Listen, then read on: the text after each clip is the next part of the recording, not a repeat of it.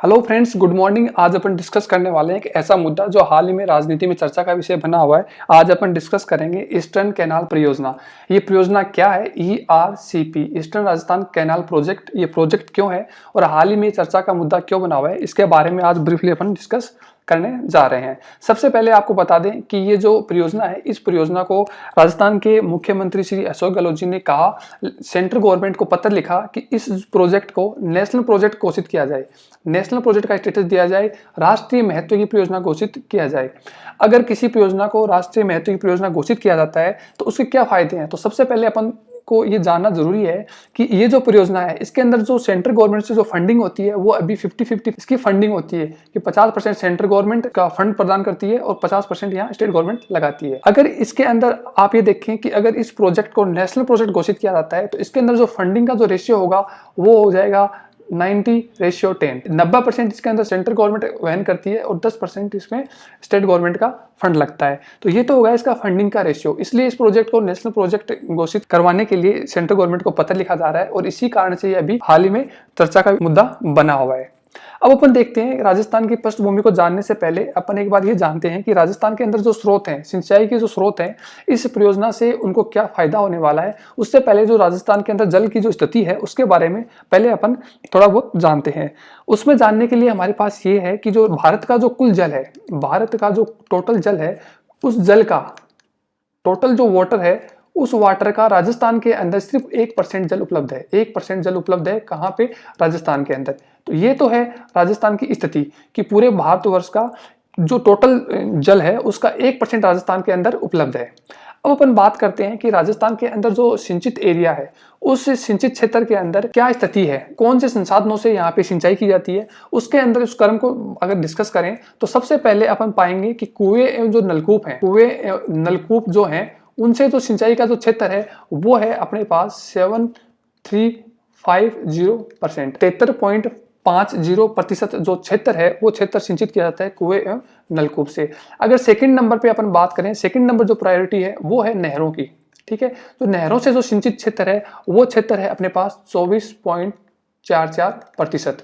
अगर third number पे अपन बात करें, थर्ड नंबर पे जो अपना क्षेत्र है वो है तालाब से सिंचित होने वाला क्षेत्र, और वो उस क्षेत्र का जो क्षेत्रफल है वो है 0.88%। और जो फोर्थ नंबर पे आते हैं वो अदर्स में आते हैं, अन्य हैं, अन्य स्रोत हैं, उस अन्य स्रोत के अंदर सिंचित क्षेत्र है 1.17%।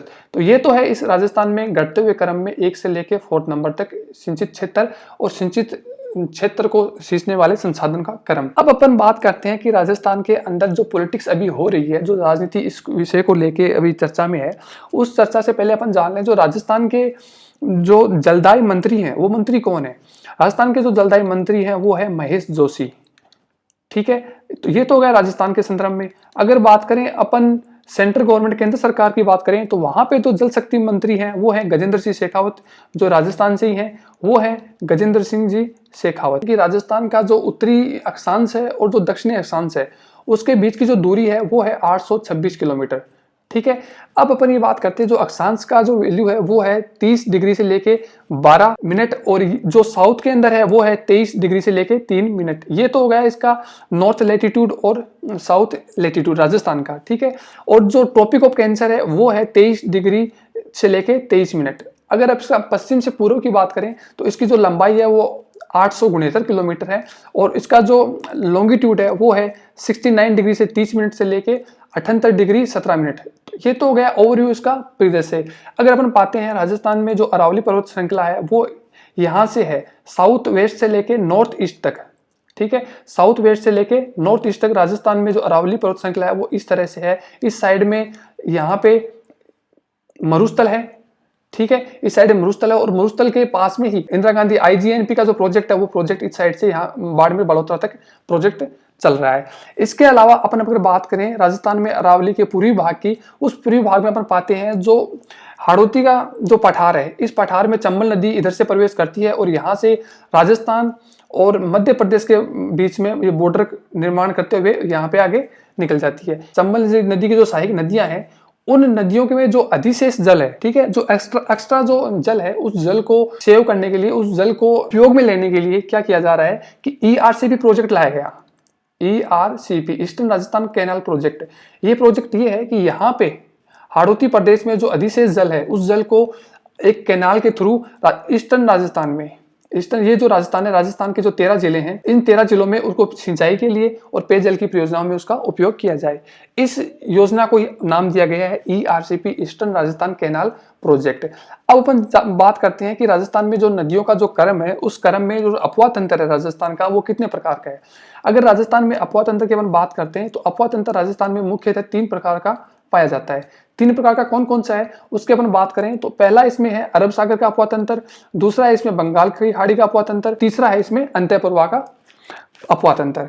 अब ये अपवाह तंत्र क्या होता है तो सबसे पहले मैं आपको बता दूं, जैसे भारत का ये मैप है, इस मैप में अगर आप ये पाएंगे कि यहाँ पे बंगाल की खाड़ी है, ठीक है, ये बंगाल की खाड़ी है और ये यहाँ पे इस साइड में अरब सागर है, ठीक है। जो नदियां बह के बंगाल की खाड़ी में गिरती हैं उसे बोलते हैं बंगाल की खाड़ी का अपवाह तंत्र, और जो नदियां बह के इस साइड में अरब सागर में आके गिरती हैं उसे बोलते हैं अरब सागर का अपवाह तंत्र। लेकिन जो धरातल पे बहती है और वहीं पे लुप्त हो जाती है उसको बोलते हैं अंतःप्रवाह का अपवाह तंत्र। कि राजस्थान के अंदर जो अपवाह तंत्र है वो 3 प्रकार का है, बंगाल की खाड़ी में जल ले जाने वाली नदियां, दूसरा इसमें अरब सागर में जल ले जाने वाली नदियां, और तीसरा है जो आंतरिक प्रवाह की नदियां।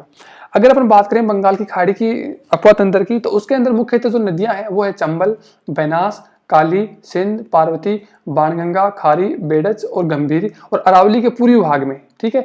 मुख्यतः जो अरावली के पूर्वी भाग का जो अपवाह तंत्र है वो सारा किससे जुड़ा हुआ है, बंगाल की खाड़ी से जुड़ा हुआ है।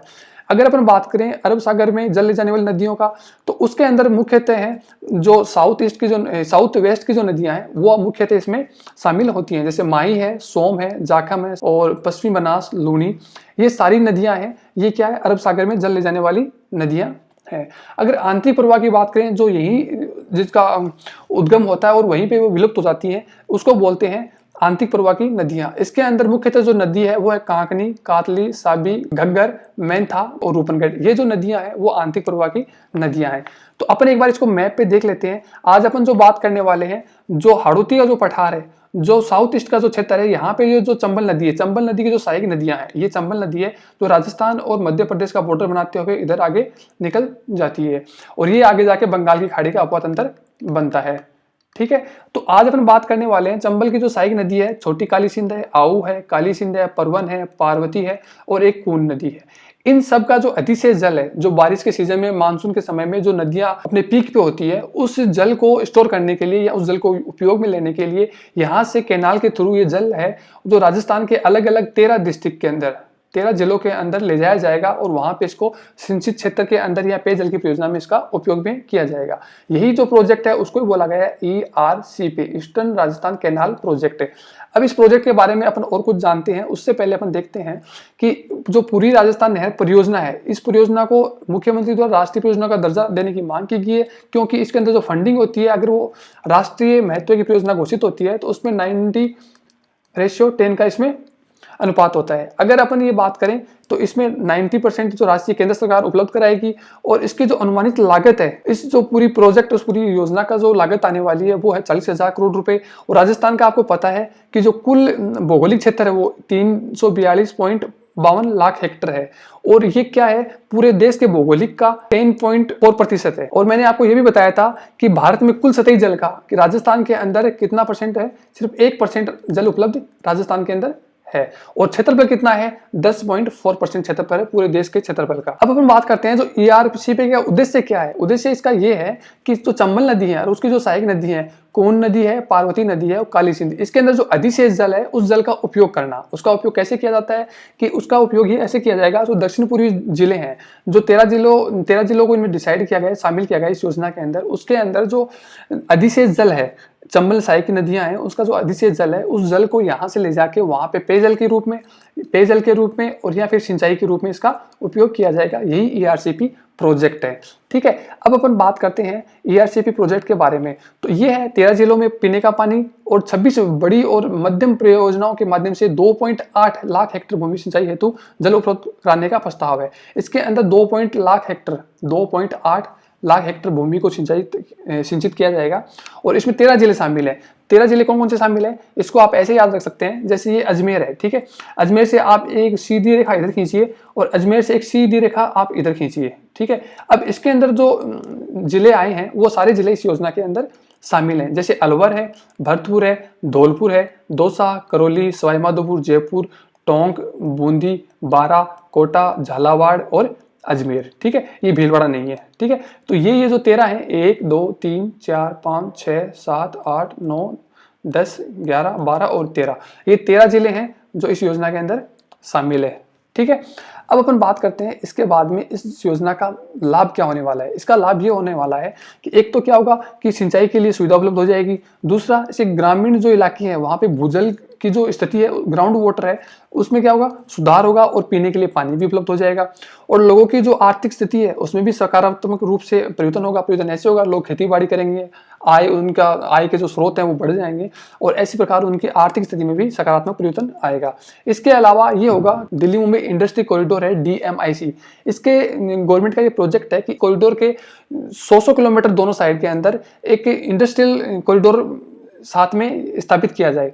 तो उसको देखते हुए इस परियोजना से यहाँ पे उद्योग लगेंगे और वहाँ पे क्या होगा, जल स्रोत से क्या होगा, उद्योगों को बढ़ावा मिलेगा और उद्योग ज़्यादा से ज़्यादा विकसित होंगे और इससे क्या होगा, राजस्थान के अंदर जो आर्थिक स्थिति है उसमें भी क्या होगा, सकारात्मक रूप से परिवर्तन होगा।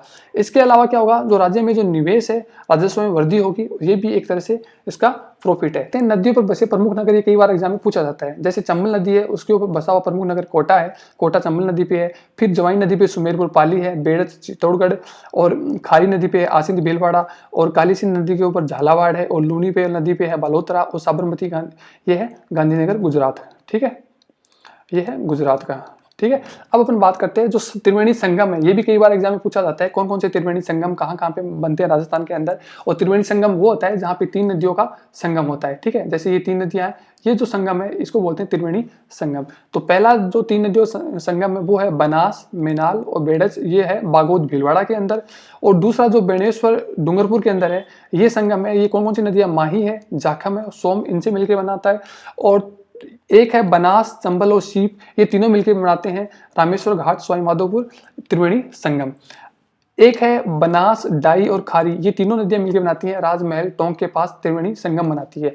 तो ये हो गए राजस्थान के मुख्यतः 4 त्रिवेणी संगम। तो ऐसे ही कुछ और मजेदार फैक्ट्स के लिए जुड़े रहिए ब्लैक बोर्ड से। आज के लिए इतना ही, धन्यवाद, थैंक यू।